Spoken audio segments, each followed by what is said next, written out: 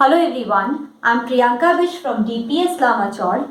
Today in this session, we will be discussing about the format of trading account and also we'll solve some practical question based on trading account. So as we have already discussed in the previous video that trading account is basically prepared to calculate gross profit.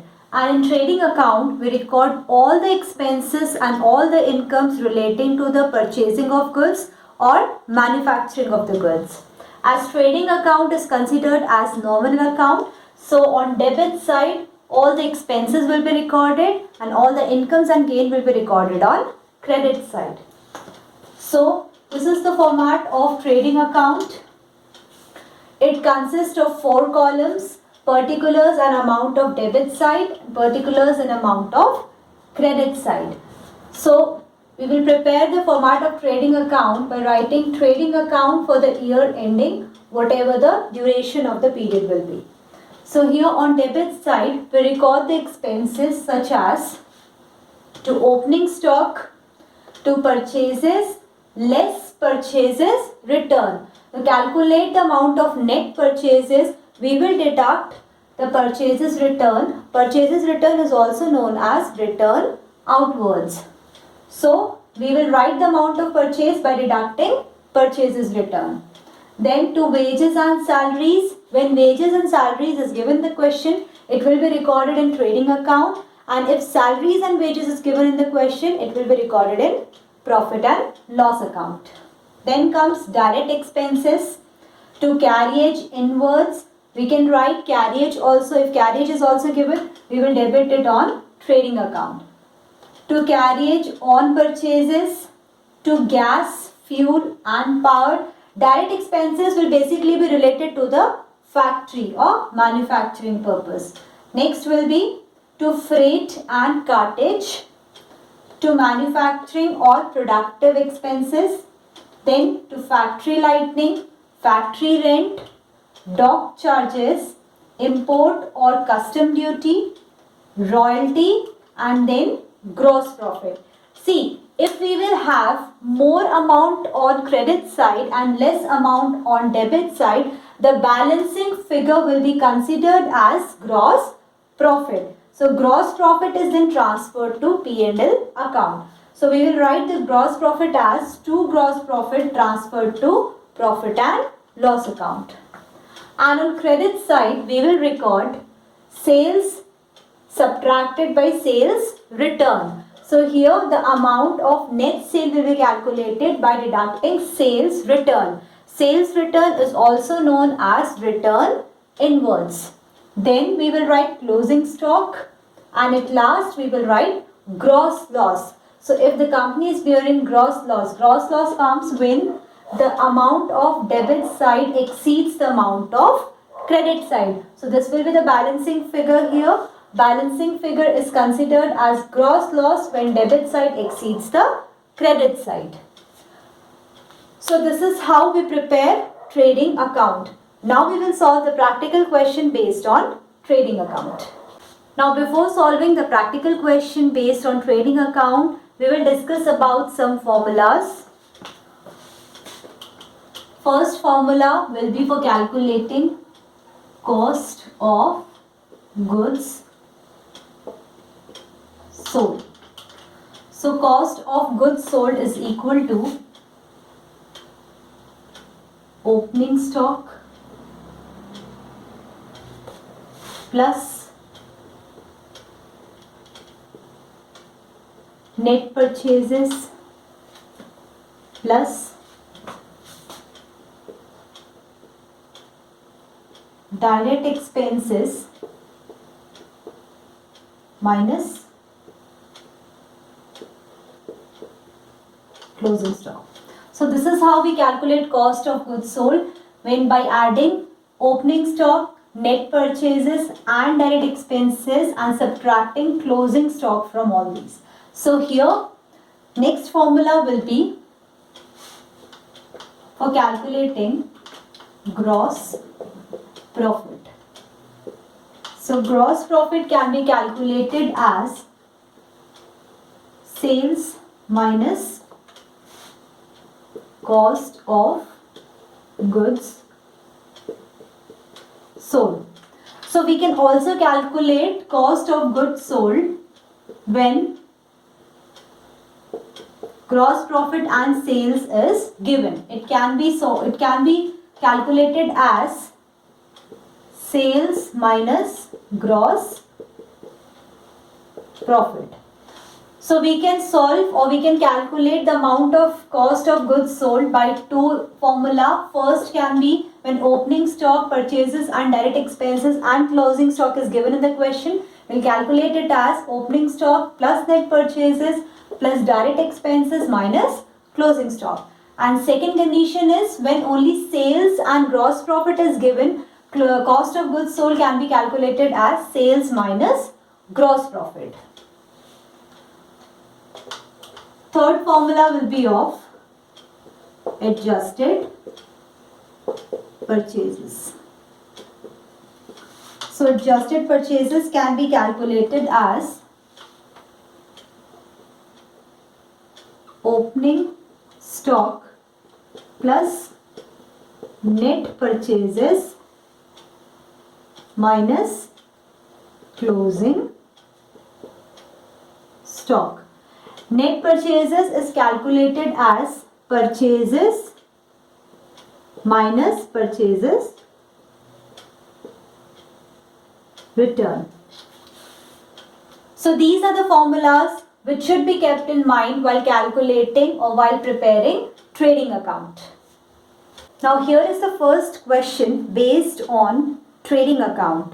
Question is, prepare a trading account for the year ended 31st March 2017 from the following balances.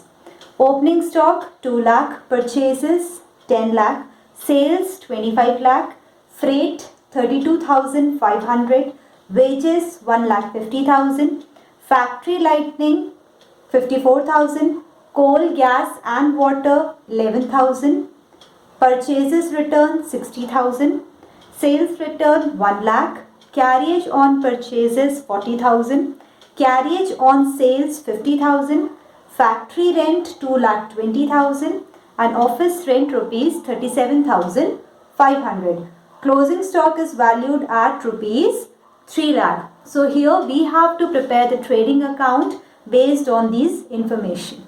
So first we will record all the expenses. Expenses are recorded on debit side. Now according to the format, first we will record opening stock to opening stock. Amount of opening stock is rupees 2 lakh. Then purchases is given to purchases. Amount of purchase is rupees 10 lakh. And in the question purchases return is also given rupees 60,000. So as we know, we always record the net purchases amount in trading account. Net purchases is calculated by subtracting purchases return from purchases. So we will deduct purchases return. Amount of purchases return is rupees 60,000. So amount of net purchases will be 9,40,000. Next is freight. Freight, which is also an expense.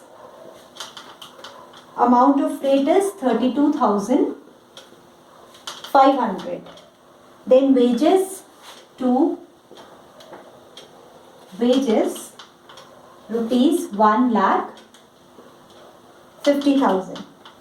Then factory lighting to factory lighting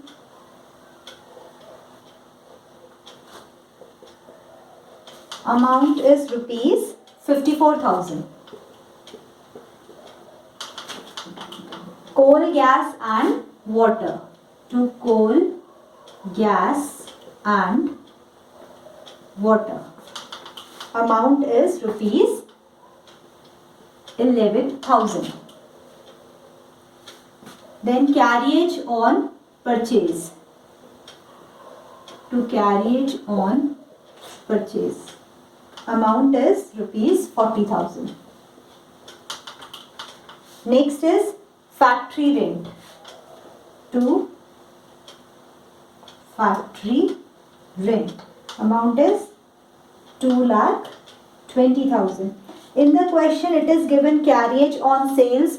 Carriage on sales will not be recorded in trading account. Also, the last information is about office rent. Office rent is not related to the goods. So we will write the office rent in P&L account. We will not record office rent in trading account. So here we have recorded all the expenses on debit side. Now we will record all the incomes relating to the goods on credit side. So here sales is given. We will record buy sales. Amount is rupees 25 lakh. But as we know, we record the amount of net sales. So to calculate net sales, we will deduct sales return. Amount of sales return is rupees 1 lakh. So net sale will be amounted to rupees 24 lakh. After that, on credit side we record closing stock. Closing stock is valued at rupees 3 lakh. So we have recorded all the expenses and incomes relating to the goods. Now we will calculate whether the company has earned gross profit or it has incurred gross loss. So first we will see the total of debit and credit side. Which side is having greater value? So as we can see here, credit side is having a greater value of rupees 27 lakhs. So we will record the same amount on debit side also, rupees 27 lakhs. So as we know, if credit side amount exceeds the debit side amount, that means the company has gained profit. This profit is known as gross profit because in trading account we calculate gross profit. So here balancing figure will be considered as to gross profit transferred to P&L account. Amount of balancing figure here will be 10,52,500. So here gross profit earned by the company will be rupees 10,52,500. So this is how question based on trading account is solved.